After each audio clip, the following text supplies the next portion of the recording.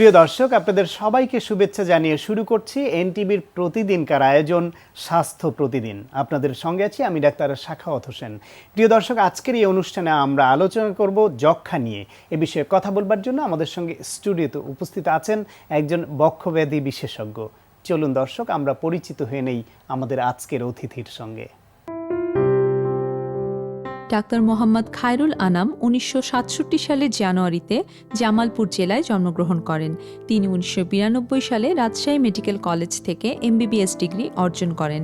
এরপর তিনি চিকিৎসা বিজ্ঞানে উচ্চতর এমডি ডিগ্রি লাভ করেন। বর্তমানে তিনি শহীদ সোহরাওয়ার্দী মেডিকেল কলেজের রেসপিরেটরি মেডিসিন বিভাগের সহকারী অধ্যাপক হিসেবে কর্মরত আছেন। স্যার, আপনাকে আমন্ত্রণ জানাচ্ছি আমাদের অনুষ্ঠানে। আপনাকে ধন্যবাদ। স্যার, যক্ষ্মা বিষয়ে এক সময় এরকম কথা প্রচলিত ছিল যে যার হয় যক্ষ্মা তার নেই রক্ষা। আবার এখন আমরা শুনতে পাই যে যক্ষ্মা ভালো হয় সময় মতো ও সঠিক চিকিৎসায়।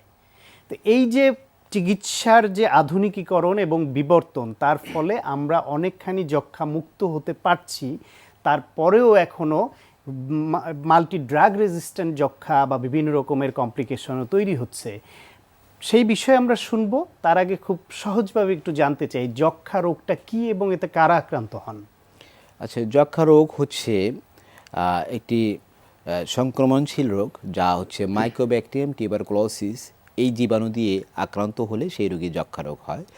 এই যক্ষ্মা রোগ শুধু ফুসফুসেই যে হয় তা নয়, সাধারণত অধিকাংশ ক্ষেত্রেই যক্ষ্মা রোগটা শ্বাসের মাধ্যমে যে আমরা নিঃশ্বাস নিই, বাতাসে প্রবাহিত জীবাণু যদি সেই আক্রান্ত রোগীর মধ্যে ঢোকে, সেখানে ক্ষেত্রে আমাদের ফুসফুসে সংক্রমণ হয়ে ফুসফুসে যক্ষ্মা হতে পারে। এছাড়াও অন্যান্য অঙ্গেও, শরীরের অন্যান্য অঙ্গেও যক্ষ্মা হতে পারে। যেমন বিশেষ করে বেশি প্রাদুর্ভাব দেখা দিচ্ছে ইদানিং, সেটা হচ্ছে হাড়ের যক্ষ্মা, মেরুদণ্ডের হাড়ের যক্ষ্মা, আমরা স্পাইনাল টিউবারকুলোসিস বলে থাকি। এছাড়াও কিডনিতে যক্ষ্মা হতে পারে, খাদ্যনালীতে যক্ষ্মা হতে পারে, এবং এখন আরও বেশি দেখা যাচ্ছে যে লসিকা গ্রন্থি বা লিম্ফ নোড টিউবারকুলোসিস, লিম্ফ নোডে যক্ষ্মা নিয়েও অনেক ক্ষেত্রে রোগীরা আসতেছে। যক্ষ্মায় তো সবাই আক্রান্ত হচ্ছেন না। এই যে বাতাস থেকে আমরা ইনহেল করি বা শ্বাস প্রশ্বাস যে নেই, এর মধ্যে যক্ষ্মার জীবনী আমাদের অনেকের শরীরে প্রবেশ করে। তার মধ্যে কেউ কেউ যক্ষ্মা রোগে আক্রান্ত হন, কেউ কেউ হন না। আসলে ঝুঁকিপ্রবণ কারা যক্ষ্মায় বেশি আক্রান্ত হন? আসলে যক্ষ্মা জীবাণু বাতাসের মাধ্যমে ছড়ায়। যদি কোনো মানুষ বা কোনো ব্যক্তি সেই জীবাণু শ্বাসের মাধ্যমে তার ফুসফুসে ঢুকে সে সংক্রমিত হয়, যাকে বলে ইনফেকশন হলেই যে রোগ হবে তা না।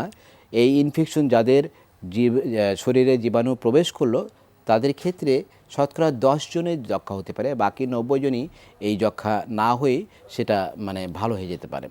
তো এই 10 জনের মধ্যে যাদের যক্ষ্মা হচ্ছে, সাধারণত ধরে নেওয়া হয় যাদের পুষ্টিহীনতা রয়েছে বা রোগ প্রতিরোধ ক্ষমতা কম রয়েছে, তাদের ক্ষেত্রে এই যক্ষ্মাটা বেশি হচ্ছে। এলডারলি পিপল, পুষ্টিহীন যারা, বিভিন্ন রোগে ভোগে যারা বেশি, ঠিক বলেছেন, এবং লো প্রিভিলেজড, মানে একসঙ্গে অনেক লোক বসবাস করে। হ্যাঁ, একই ঘরে অনেক লোক বসবাস করছে বা অনেক লোক একসঙ্গে কাজ করছে, বিশেষ করে গার্মেন্টস ফ্যাক্টরিতে কিংবা বস্তি এলাকায়, এইসব ক্ষেত্রে যক্ষ্মার প্রাদুর্ভাবটা বেশি।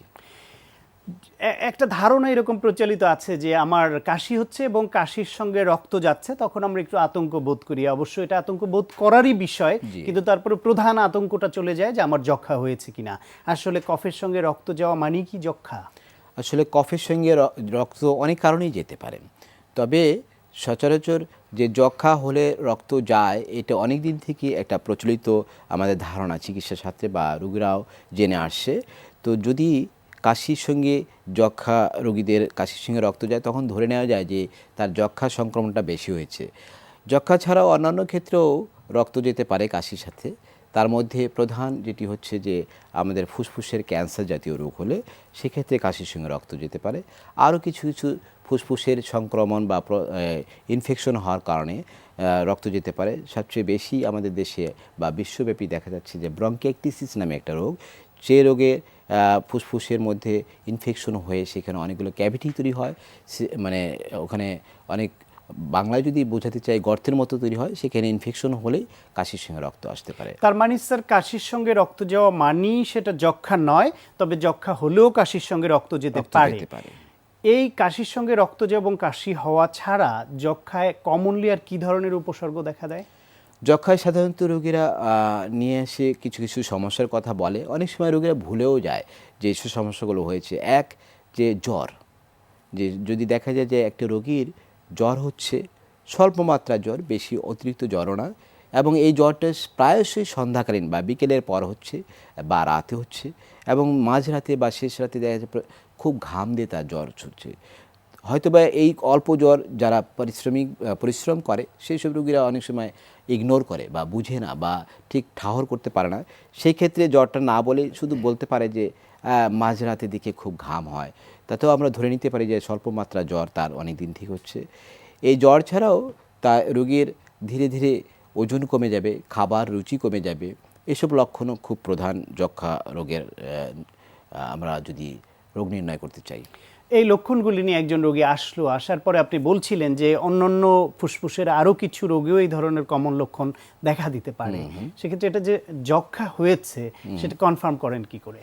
যক্ষা রোগীদের আমরা প্রথমে যখন রোগীরা বলেন যে তার দীর্ঘমেয়াদী 3 সপ্তাহ বা 1 মাস 2 মাস থেকে জ্বর, আস্তে আস্তে তার ওজন কমে যাচ্ছে, খাবার রুচি কমে যাচ্ছে, কাশি হচ্ছে, এবং কাশির সঙ্গে অল্প মাত্রায় বা বেশি মাত্রায় কফ বেরোচ্ছে, এবং তার সঙ্গে রক্ত যেতেও পারে, নাও যেতে পারে, সেসব ক্ষেত্রে আমরা রোগীদেরকে প্রথমে একটা পরীক্ষা করিয়ে থাকি। সেটা হচ্ছে কফ পরীক্ষা। কফের মধ্যে জীবাণু নির্ণয় করবার জন্য আমরা বলে থাকি যে স্পুটাম ফর এএফবি। আমরা 2টা স্যাম্পল করি, রোগী আসার সাথে সাথে একটি, আর একটা হচ্ছে পরের দিন সকালবেলা। এই 2টি কফ পরীক্ষার নমুনার মাধ্যমে আমরা যখন তার মধ্যে জীবাণু পাই, তাহলে নিশ্চিত হই যে তার কফ হয়েছে, কফে ফুসফুসে যক্ষা হয়েছে। আর জীবাণু না থাকলেও যে যক্ষা সেটা না, যক্ষা নয় সেটা না, জীবাণুমুক্তভাবেও যক্ষা রোগী থাকতে পারে। সেক্ষেত্রে আমরা আরও কিছু পরীক্ষা করে থাকি, যেমন বুকের এক্সরে করিয়ে থাকি, যেটা চেস্ট এক্সরে, পিআইভিউ। চেস্ট এক্সরে পিআইভিউয়ের মাধ্যমে আমরা বুঝতে পারি যে তার ফুসফুসের মধ্যে যে দাগ থাকে, সেই দাগের নমুনা দেখেও আমরা বুঝতে পারি যে তার টিবি হয়েছে বা যক্ষা হয়েছে কিনা। যেভাবেই হোক পরীক্ষা নিরীক্ষা করে আপনারা কনফার্ম করলেন। এক সময় বলা হতো যক্ষা দুরারোগ্য ব্যাধি। এখন যক্ষা ওই অর্থে দুরারোগ্য ব্যাধি নয়, এটা মোটেই চিন্তিত হওয়ার কারণ নেই। সহজ সাধ্য চিকিৎসা আছে এবং যক্ষা ভালো হয় সময় মতো সঠিক চিকিৎসায়। সেই সময় মতো সঠিক কি চিকিৎসাটা নেওয়া দরকার? আসলে যক্ষা রোগীর আসলেই এখন দুরারোগ্য রোগ নয়, চিকিৎসা খুব সহজ। কারণ যক্ষা রোগীর 2টা কারণে চিকিৎসা সহজ। এক, যে সময় মতো সঠিক মাত্রার এবং নির্দিষ্ট যতদিন সেবন করা দরকার ওষুধ, সেই ততদিন পর্যন্ত ওষুধ সেবন করলে যক্ষা রোগী প্রায়শই নিরাময় হয়ে যায়। আরেকটি হচ্ছে, আরেকটি কারণ হচ্ছে এটা সহজ চিকিৎসা এই জন্যই যে যক্ষা রোগী চিকিৎসার জন্য যে দীর্ঘমেয়াদী 6 মাস হোক বা 8 মাসের যে ঔষধ, সেই ওষুধটি সরকারিভাবে বিশ্ব স্বাস্থ্য সংস্থার মাধ্যমে সরকারিভাবে বিনামূল্যে সারা বাংলাদেশে দেওয়া হচ্ছে, যার ফলে ওই চিকিৎসার জন্য রোগীকে অর্থ ব্যয় করতে হচ্ছে না। স্যার, এই যে বিনামূল্যে এইরকম একটা চিকিৎসা পাচ্ছে এবং এখন আধুনিক চিকিৎসা, রোগী ভালো হচ্ছে, তো সমস্যা হলো এই যে 6 মাস বা 9 মাস ধরে দীর্ঘমেয়াদী চিকিৎসা, দিনে 2 বার বা 3 বার যে ওষুধ খেতে হয়, এটা অনেকের জন্যই, আমাদের সাধারণ শিক্ষিত নন যারা, সচেতন নন যারা, অনেকেই মিস করেন বা করেন না। সেই জন্য সমাধানটা কি? আসলে এটা আগে প্রথম দিকে হয়তো বা এই সমস্যাটা ছিল যে ওষুধ সেবন করছে না বা দীর্ঘমেয়াদী ওষুধ সেবনের প্রতি অনীহা, কিন্তু এখন এটি সমস্যা হচ্ছে না। কারণ যক্ষা নিয়ন্ত্রণ কর্মসূচি বলতে একটি কর্মসূচি সারা দেশব্যাপী রয়েছে, যার যে প্রোগ্রামের মাধ্যমে প্রত্যেকটি যক্ষা রোগীর গোড়দোড়ায় পর্যন্ত আমাদের স্বাস্থ্যকর্মীরা পৌঁছতে পারছে এবং তাদের খবর নিচ্ছেন যে ঠিকমতো ওষুধ সেবন করছে না। ইভেন যে ডটস প্রোগ্রাম, যেটা আপনারা জানেন যে সারা ওয়ার্ল্ড ওয়াইড বিশ্বব্যাপী এই ডটস প্রোগ্রাম সুখ্যাতি অর্জন করেছে যক্ষা নিয়ন্ত্রণ কর্মসূচিতে। ডটস প্রোগ্রামের মাধ্যমে যে জিনিসটি করা হয়, যক্ষা রোগীদেরকে তার ঠিকানা, তার নাম নিয়ে তাকে যক্ষার ওষুধ দেওয়া হয়, তার সেবন করার যে পদ্ধতি সেটা বলা হয়, এবং প্রতিদিন যক্ষা যে ওষুধ নিরাময়ের জন্য ওষুধ সেবন করতে হবে, এর গুরুত্ব কতটুকু সেটা বোঝানো হয়। এবং পরবর্তীতে রোগীর বাড়িতে গিয়ে বা রোগীকে ডেকে নিয়ে এসে তার খবর নেওয়া হয় যে ঠিকমতো ওষুধ খাচ্ছেন কিনা। যার ফলে এই জিনিসটি আর আমাদের সমস্যা না যে যক্ষা রোগীরা ঠিকমতো ওষুধ খাচ্ছে না বা দীর্ঘমেয়াদী চিকিৎসা চালাতে পারছে না। ফলে এই রোগের ক্ষেত্রে রোগের চিকিৎসায় রোগী অনেকটা স্বশিক্ষিত হয়ে ওঠে, তাতে করে চিকিৎসা হচ্ছে। কিন্তু তারপরেও যক্ষার বিষয়ে এখন আমরা একটা বিষয়ে প্রায় আতঙ্কের কথা শুনতে পাই যে মাল্টি ড্রাগ রেজিস্ট্যান্ট, এমনকি টোটাল ড্রাগ রেজিস্ট্যান্ট। এই বিষয়টা কি বা এটা হচ্ছে কেন? হ্যাঁ, ঠিকই আছে। সারা বিশ্বব্যাপী মাল্টি ড্রাগ রেজিস্ট্যান্ট বা এমডিআর টিউবারকুলোসিস একটি আতঙ্ক। এরপরেও XTR extended drug resistant tuberculosis বা total drug resistance tuberculosis TDR, এটি আসলে আতঙ্কের ব্যাপার। মাল্টি ড্রাগ রেজিস্ট্যান্স দুইভাবে হতে পারে। একটি হচ্ছে যে ম্যানমেড, আর একটি হচ্ছে প্রাইমারি রেজিস্ট্যান্স, যে একটা রোগীর প্রথম থেকেই যে জীবাণু সংক্রমণ হয়ে তার যক্ষা হয়েছে, সেই জীবাণুই তার রেজিস্ট্যান্স, প্রচলিত যে যক্ষার ওষুধগুলো রয়েছে তার প্রতি রেজিস্ট্যান্স। তাদের ক্ষেত্রে আমরা যখন দেখি যে একটা রোগীর ডোজ যতটুকু হওয়া উচিত, পূর্ণ মাত্রা ওষুধ নিয়মিতভাবে খাওয়ার পরেও যদি লক্ষণ তার না যায়, যক্ষা রোগের নিরাময়টা যেরকম হওয়ার কথা সেটা না হয়, সেই ক্ষেত্রে আমরা আবার পরীক্ষা করে থাকি, কফ পরীক্ষা করে থাকি বা জিন এক্সপার্ট টিবি। এই পরীক্ষার মাধ্যমে আমরা তখন খুব দ্রুতই নির্ণয় করতে পারি যে এটা ড্রাগ রেজিস্ট্যান্স টিউবারকুলোসিস কিনা। সেই ক্ষেত্রে ড্রাগ রেজিস্ট্যান্স টিউবারকুলোসিস হলে ড্রাগ রেজিস্ট্যান্স টিউবারকুলোসিস চিকিৎসার জন্য যে আমাদের শিডিউল বা ডোজ বা ওষুধপত্র রয়েছে সেগুলো ব্যবহার করে থাকি। এরপরেও কিছু কিছু ক্ষেত্রে ড্রাগ রেজিস্ট্যান্স টিউবারকুলোসিস রেসপন্স করে না বা নিরাময় হতে চায় না, এবং ফাইনালি কিছু কিছু রোগী খুব অল্প সংখ্যক তার এক্সটিআর বা এক্সটেন্ডেড ড্রাগ রেজিস্ট্যান্স বা টিডিআর বা টোটাল ড্রাগ রেজিস্ট্যান্স হয়। এর সংখ্যা যদিও কম, কিন্তু এর পরিণতি খুবই ভয়াবহ। যেটা করণীয় সেটা হচ্ছে আমাদের এই ডটস প্রোগ্রামটাকে আরও জোরালোভাবে করা এবং রোগীদেরকে সচেতন হওয়া, এবং এই টিউবারকুলোসিস ড্রাগটা যেন বাইরে অন্য রোগের ক্ষেত্রে কিছু কিছু ড্রাগ ব্যবহার করা হয়, সেটা ব্যবহার না করা, যাতে করে এই ড্রাগের রেজিস্ট্যান্স ডেভেলপ না করে। আমরা আশা করছি স্যার আপনার এই পরামর্শ কার্যকর হবে এবং যক্ষামুক্ত জাতি পাবো আমরা। আপনাকে অনেক ধন্যবাদ স্যার। আপনাকেও ধন্যবাদ এবং দর্শক সবাইকে আপনাদেরকে ধন্যবাদ। প্রিয় দর্শক, আমরা শুনছিলাম যক্ষা সম্পর্কে, বিশেষ করে ফুসফুসের যক্ষা সম্পর্কে অত্যন্ত প্রয়োজনীয় একটি আলোচনা। আশা করি আপনাদের কাজে লেগেছে। আজকে যে পেটের ব্যায়ামটা করব সেখানে আমরা কিছু প্রপস ইউজ করব এবং পাশাপাশি সেটা ফ্রি হ্যান্ডে কিভাবে করবেন সেটাও দেখব। অনেক সময় আমরা দেখা যায় যে টিভিতে অনেক রকম বিভিন্ন পেটের ব্যায়ামের মেশিন দেখে 2 মিনিটে 5 মিনিটে পেট কমানোর কথাটা শুনি এবং বিশ্বাস করে ফেলি। তো এখানে আমার একটা অনুরোধ আছে যে যখন আপনার একটা জিনিস কিন্তু আইকিউটা ইউজ করবেন, কমন সেন্স, ইউজের কমন সেন্স, যে যখন শুধু একটা জায়গায় আপনি চাপাচাপি করবেন অথচ পুরো বডির ফ্যাটটা শরীরে রয়ে গেছে, সেটা বার্ন করার জন্য আপনি কোনো ধরনের কোনো অ্যাক্টিভিটি করেন নাই, তখন সেই জায়গায় হয়তো মাসলটা টোন্ড হবে, কিন্তু সেখানে সিক্স প্যাক হয়ে যাওয়ার কোনো রকম কিন্তু কোনো অপশান নেই, আনলেস আপনি যতক্ষণ না ফ্যাটটা বার্ন করছেন। ফ্যাট বার্ন করতে গেলে cardiovascular activity is a must, এবং পাশাপাশি total body workout is a must. দিনে 5 বার শুধু পেটে ব্যায়াম করবেন এবং পেটে সিক্স প্যাক চলে আসবে, ইটস আ বুলশিট থিং। তো আমরা আজকে কেন পেটের ব্যায়ামটা করছি শুধু আলাদা করে দেখাচ্ছি, যে আমরা এর আগে হাতের পায়ের টোটাল বডি অনেক ওয়ার্কআউট দেখিয়েছি, বাট এখানে এখন আমরা দেখাচ্ছি যে কিছু প্রপস আছে যেগুলো ইউজ করে আপনি আসলেও পেটের টোনিংয়ের ব্যায়ামগুলো করতে পারেন, কিন্তু সেটা শুধু 5 মিনিট করলেই হবে না, পারফেক্টলি করতে হবে এবং অন্যান্য ব্যায়ামের সাথেই করতে হবে। তো এখানে আমরা দুটা প্রপস ইউজ করবো এবং সেটা ফ্রি হ্যান্ডে কীভাবে করবেন যখন কোনো প্রপস না থাকে সেটাও আমরা দেখাবো। আমাদেরকে প্রথমে দেখাবে Leo with the ab roller. Okay, Leo? Yes. And start. And yes, stay. And back. And 2. And back. And 3. একটু ধরে রাখো, দিস ইজ প্রিটি টাফ, হাত কাঁপছে, হ্যাঁ, pretty tough. And then back.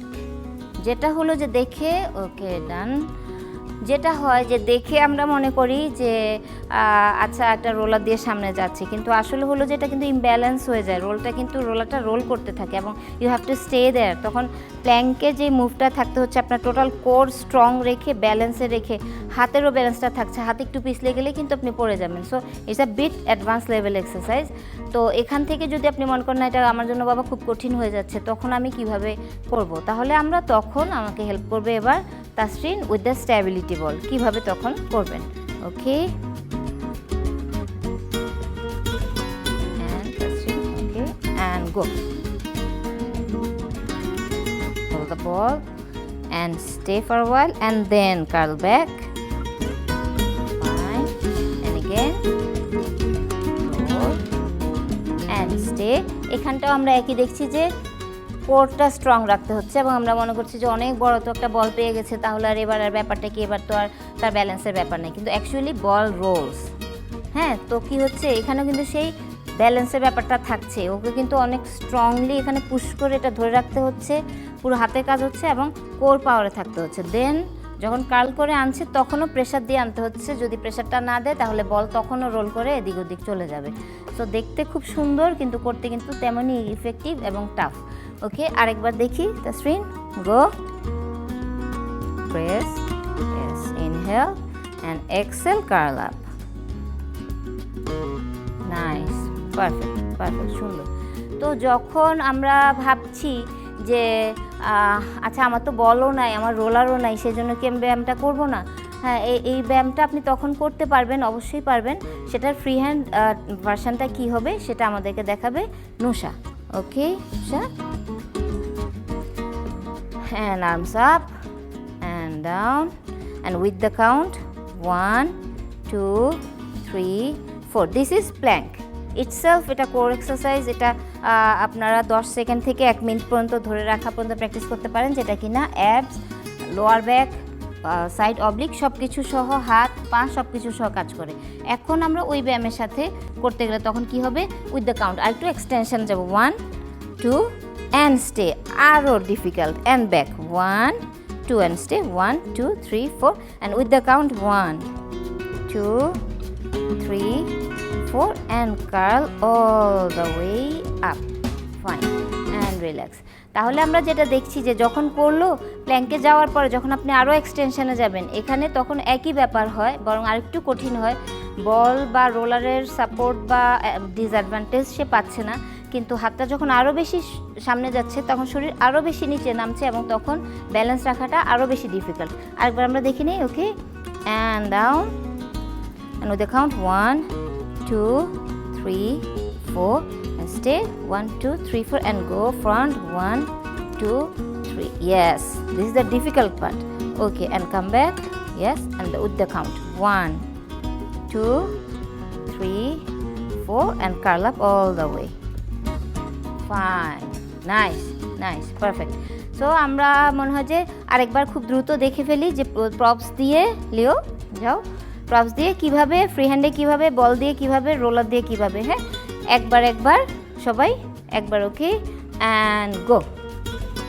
Yes, and stay for a bit and then curl back.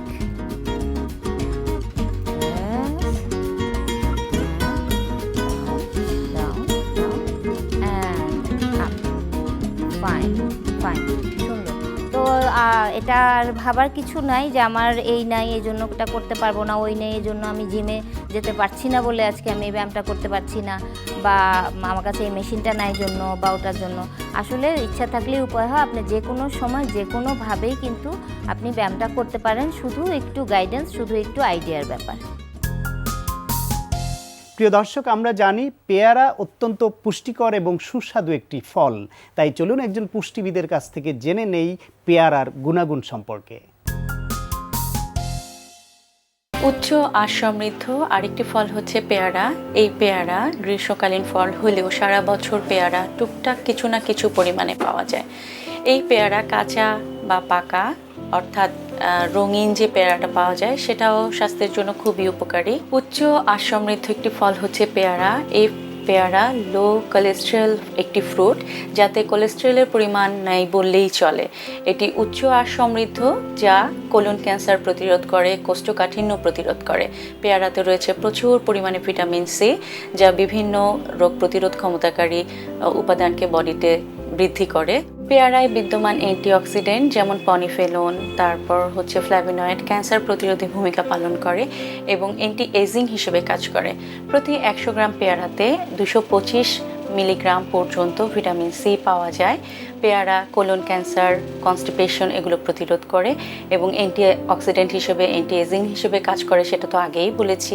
এছাড়াও এর বিদ্যমান অন্যান্য যে অ্যান্টি অক্সিডেন্টগুলো আছে সেগুলো লাংসের সুস্থতা বজায় রাখে, ওরাল ক্যাভিটি ক্যান্সার প্রতিরোধ করে এবং প্রতিদিন পর্যাপ্ত পরিমাণে পেয়ারা খেলে আপনার বিভিন্ন ধরনের মিনারেলস বা খনিজ উপাদানগুলো আপনারা বডিতে পাচ্ছেন, যেগুলো বডি ইমিউন সিস্টেমকে ডেভেলপ করবে। প্রিয় দর্শক, এখন আপনাদের জন্য রয়েছে স্বাস্থ্য প্রতিদিন আজকের হেলথ টিপস। যাদের কানে সমস্যা আছে তারা তেল মিশ্রিত তুলা কানে দিয়ে গোসল করুন, এতে কানে পানি ঢোকার ভয় কমে যাবে। প্রিয় দর্শক, এই অনুষ্ঠান সম্পর্কে আপনাদের যে কোনো মতামত বা পরামর্শ থাকলে অবশ্যই লিখে জানাবেন এই ঠিকানায়। প্রযোজক স্বাস্থ্য প্রতিদিন, এনটিভি, বিএসসি ভবন, 7 তলা, 102 কাজী নজরুল ইসলাম এভিনিউ, কারওয়ান বাজার, ঢাকা 1215। ফ্যাক্স 914338 থেকে 7 পর্যন্ত, অথবা ইমেল করুন স্বাস্থ্যপ্রতিদিন@ntvbd.com এই ঠিকানায়। প্রিয় দর্শক, আপনার প্রিয় স্বাস্থ্য প্রতিদিন অনুষ্ঠানের আগামী পর্বে আপনার জন্য যা থাকছে। টেম্পোরামেন্টাল জয়েন্ট বলতে বোঝায় যে নিচের ছোঁয়া, যেটাকে ম্যান্ডিবল বলে, এটার যে হেডটা, এটাকে আমরা সাধারণত জয়েন্ট, এর চারিদিকে যে জয়েন্ট ক্যাভিটিটা হয়, উপরে আমাদের যে স্কাল বোন, যেখানে টেম্পোরাল বোন থাকে, তার সঙ্গে এই জয়েন্টটা তৈরি হয় বলে এটাকে বলা হয় টেম্পোরোম্যান্ডিবুলার জয়েন্ট।